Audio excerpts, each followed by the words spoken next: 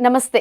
Welcome to it's you TV devotional. నేను మీ నందు. ఇవాళ మనతో పాటు ప్రముఖ ఆధ్యాత్మికవేత్త జయేష్ శాస్త్రి గారున్నారు. మరి గురువు గారితో మాట్లాడి ఈ మంత్‌లో వచ్చే ముఖ్యమైన డేట్స్ అండ్ ముఖ్యమైన పూజలు ఏమున్నాయో తెలుసుకొని దానికి ఎలా చేస్తే బావుంటుంది అనేది గురువుగారిని అడిగి తెలుసుకుందాం.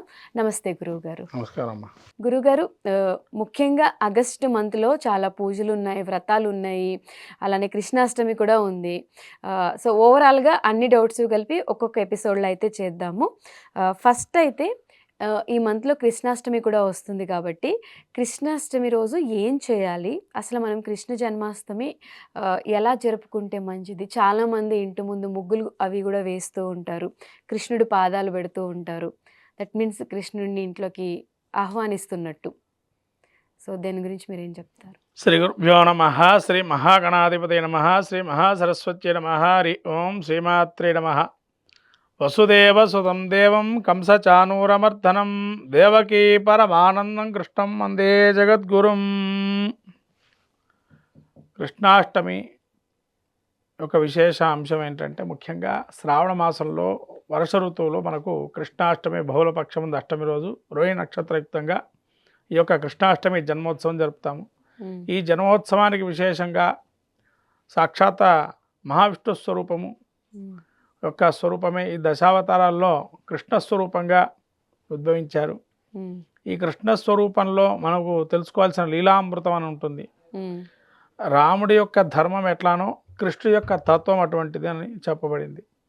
కృష్ణుడు ఏంటంటే, మరి వీరు రాముడి తర్వాత కృష్ణుడు అవతారం ఏంటి, మరి ధర్మం ఏ విధంగా నడిచింది అంటే, కృష్ణుడు లీలతో పాటు ధర్మాన్ని నడిపించాడు. అంటే దానిలో లీలలోనే ధర్మం నిమిడీకృతమై ఉంటుంది. మనం అది తెలుసుకోవాల్సినటువంటి రహస్యం ఏంటంటే, కృష్ణుడి యొక్క తత్వం ఏంటంటే దానిలో ధర్మంతో కూడుకున్నటువంటి లీలామృతం ఉంటుంది. అంతే తప్ప ధర్మం సపరేట్గా అందులో చూడక్కర్లే. ఆ లీలలోనే ధర్మం ఉంటుంది. దానిలోనే అంటే ధర్మంగా దాన్ని చేస్తున్నారు ప్రతి పని అని కృష్ణుడు మనకు చెప్పబడింది. మరి కృష్ణుడి యొక్క ఉద్భవం అందరికీ కూడా తెలుసు.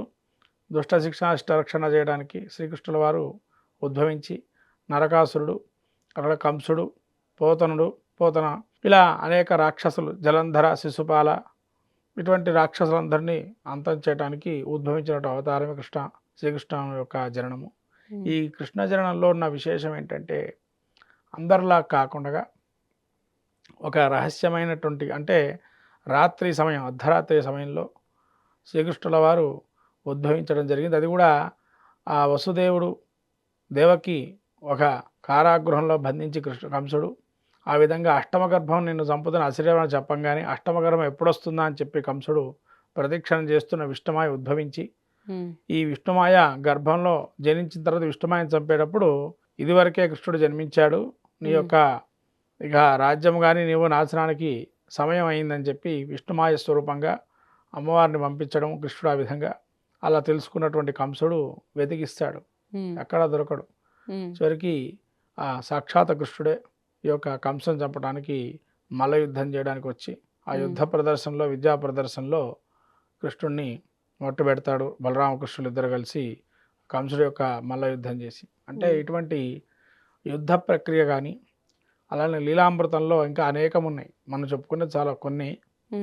ఈ కృష్ణుడి యొక్క ఉద్భవంలో ప్రత్యేకంగా చెప్పాల్సింది ఏంటంటే, ఆయన పుట్టినప్పటి నుంచి కష్టంతోనే వచ్చారు. అంటే మనిషి జీవితంలో కష్టాలు ఏ విధంగా ఉంటాయంటే, ఆయన జీవితాన్ని మనం ఉదాహరణగా తీసుకోవచ్చు.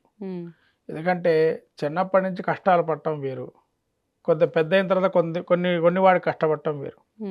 అంటే చిన్నతనం నుంచే కష్టం అలవరుచుకుంటే పెద్ద అయిన తర్వాత దాన్ని తట్టుకునే శక్తి ఎలా ఇస్తాడనేదే కృష్ణుడు యొక్క ఉద్భవం.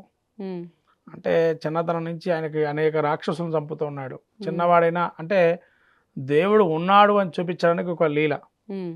నెక్స్ట్ కలియుగంలోకి, అంటే యుగం యుగం మారుతున్న కొద్దీ దేవుడి యొక్క తన పరిణామ క్రమంలో లీలామృతాన్ని తెలియజేయడానికి ఈ యొక్క మనకు ఈ ద్వాపరయుగంలో జరిగిన కథలు, చిన్న చిన్న కథలు కావచ్చు, లేదా ఆయన చేసినటువంటి లీలామృతాలు కావచ్చు. ఆ యొక్క నందవ్రజంలో ఎప్పుడైతే ఈ పాలను, పెరుగు కొండలను కొట్టేయటము, అంటే అవేంటంటే వాళ్ళకున్న బాధల్ని తెలియకుండా మైమరిపిచ్చేసి ప్రేమానుబంధాన్ని ఎలా కురిపించాలి పిల్లల మీద అనేది చూపించడానికి ఒక ఇది. అందుకనే మీరు చూస్తుంటారు చిన్నపిల్లలు చూడంగానే అబ్బా కృష్ణుడిలాగా ముద్దుగా ఉన్నాడు అని అంటుంటారు. అవును. అవును. అంటే ఆయన చేసిన లీలను గుర్తుపెట్టుకుంటారు ఆ రూపాలను. అందుకని చిన్నపిల్లలందరికీ కృష్ణుడి వేషాలు వేస్తుంటారు అవును. కృష్ణాష్టమి రాగానే. హ్మ్. అట్లే గోపికల వేషాలు కూడా వేస్తుంటారు. అవును. ఎందుకంటే కృష్ణుడు చిన్నప్పటి నుంచి కష్టాన్ని ఎరింగి ఆ కష్టాన్ని మైమరిపించే యొక్క స్వరూపమే కృష్ణ స్వరూపం. హ్మ్. అంటే కష్టాలని మైమరిపించిపోవాలి అంటే కృష్ణుడి యొక్క ఆ యొక్క స్వరూపాన్ని చూస్తేనే చాలు. హ్మ్. కష్టాలను తొలగింపబోయి మనకి ఏది జరగాలి, ఏది మనం ఆలోచిస్తున్నాము, హ్మ్. జరగబోయే దాని గురించి ఆలోచించాలనే స్వరూపాన్ని తెలియజేస్తుంది. హ్మ్. అందుకని ఆయన వేణునాదంతోనే ఉంటాడు. ఆ వేణునాదం కూడా ఏంటంటే చరాచర సృష్టిలో ఎవరికి అందరూ కావాల్సిందేంది? వాయువు. హ్మ్. పంచభూతాల్లో వాయువు చాలా ముఖ్యమైనది. వాయువు లేకపోతే జీవమే లేదు. హ్మ్.